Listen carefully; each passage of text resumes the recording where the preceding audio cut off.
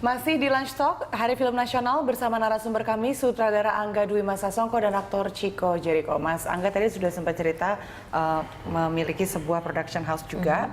Bagaimana sejauh ini menjaga keseimbangan profitable-nya sebuah production house, menjaga ketertarikan penonton, tapi tetap juga menjaga idealisme kesutradaraan Anda? Dua-duanya bisa dijalani dengan saat yang bersamaan dengan cara yang bersamaan gitu. Saya sih ngerasa so far begitu. Mungkin juga karena di Visinema ada, saya nggak sendirian, ada beberapa partner saya yang lain termasuk Chico, dan backgroundnya macam-macam. Ada yang dari background finance, ada yang dari background advertising, ada yang dari background media.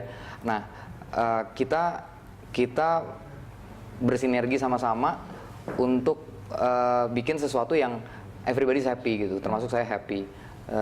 So far sih nggak ada masalah dan masih menyenangkan. Tapi kalau dibilang profitable, tidak. Kita lihat 9 April ini terjadi apa terhadap filosofi kopi. Tapi udah disiapin nih katanya ada tiket yang nanti bisa ditukar sama kopi gitu. Nah, ini salah satu dibuatin Mas Chico langsung. Ini salah satu bentuk kita pengen bikin penonton itu ngerasa dekat dan ngerasa dihargai. Jadi tiket bioskopnya nanti jangan dibuang karena tanggal 13 April akan ada konser di Rolling Stone Stone Indonesia. Masuknya cuma bisa pakai tiket. Dan kalau misalnya nunjukin tiket masuk gratis. Oke. Terus itu ya yang dia...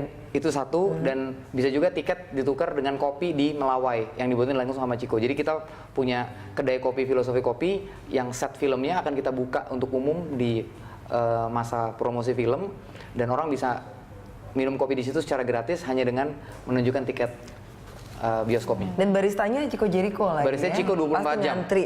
24 jam. Enggak tidur minem kopi terus ya. Iya. Baristanya certified. Sama nanti dipakein infus aja sambil bikin kopi. Itu salah satu yang dinamakan ini ya, pendalaman tadi itu ya. Iya, betul. Observasi tadi itu. Ya. Itu jadi barista beneran ya? Betul. Berapa bulan? Sebelumnya sekolah dulu di Pasar Santa di ABCD, ambil 4 kelas. Ada kelas A, B, C, sama D.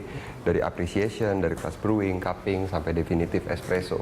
Terus sesudah itu baru lebih banyak ke praktek sih, langsung ke perkebunan kopi, magang di beberapa kedai kopi seperti Kopi Cina, Kopi Kultur di Bali, Coffee 115, dan yang terakhir itu Pilastro. Dan ada kopi teori juga di Makassar. Oh gitu, jadi keliling nggak cuma Indonesia Jakarta observasinya.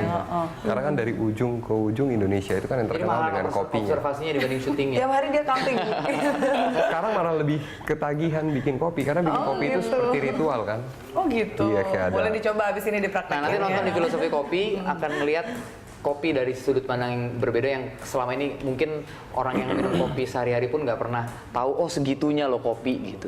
Kita juga udah baca bukunya sih ya, tapi kan kalau di bukunya nggak kerasa juga kopinya ya, jadi makin penasaran nih, seperti apa sih kopi yang dikisahkan di buku ini sebegitu enaknya. Tapi mungkin sekalian ini ya, apa namanya, mengenalkan macam-macam jenis kopi Indonesia gitu ya. Itu aja. Sebagai tentunya salah satu komoditas yang membuat Indonesia ini berada di pemetaan ekonomi dunia ya. Pasti. Mas Angga, seperti apa tantangannya mengadaptasi film dari sebuah buku yang memang sudah populer?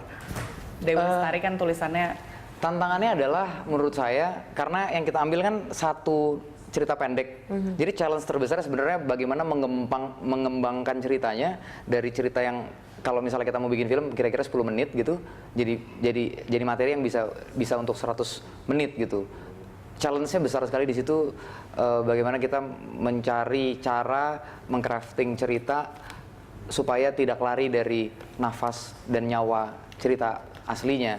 Jadi penonton yang juga baca bukunya akan dapat ngerasain hal-hal baru banget di filmnya nanti, karena filmnya kita kembangin, akan ada karakter baru. L yang diperankan Julia Estelle itu nggak ada di buku, tapi kita bikin di film, dan ya itu challenge-nya. Dan sekarang kita nunggu reaksinya nih, apakah pembaca terima dengan pengembangan yang kita lakukan apa enggak gitu. Oke, terakhir nih, rilis 9 April. Ada siapa saja di situ nanti, di mana kemudian orang-orang bisa dapat apa nih ketika datang? Ya, di situ ada Rio Dewanto, ada saya, ada Mas Om Angga, Slamet Raharjo, ada Bu Yayang Senur, dan di situ masih banyak lagi pemain-pemain yang lain. Julia Estelle juga ada di situ. Dan apa yang bisa didapat? Surprise cameo-nya banyak ya? Surprise cameo sangat banyak. Dan apa yang bisa didapat adalah selama ada yang namanya kopi, kita bisa menemukan diri kita di situ. Temukan dirimu di situ. Itu tagline dari bukunya juga tuh dia. Yes. Oke, semoga sukses. Terima dan kasih. good luck untuk semua persiapan Terima dan kasih. launchingnya. Terima kasih sudah berbagi informasi di Hari Film Nasional ini, Mas